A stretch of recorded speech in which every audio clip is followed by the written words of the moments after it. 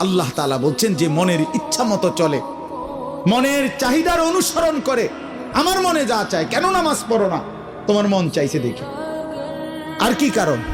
তোমার মন চাইছে, তুমি পড়ো না কেন? সারাদিন নারী দেখো, ছবি দেখো, তোমার মন চাইছে, এই তো না, আর কি তো কিছু না।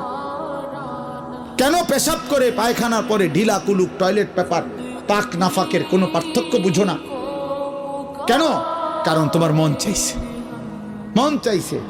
রাতের বাইজা গেছে 3টা, তুমি ঘুমাও না। দিনের বাইজা গেছে 10টা, তুমি ঘুম থেকে ওঠো না।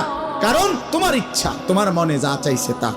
আল্লাহর কসম বাপ, আমার কথায় রাগ করো না।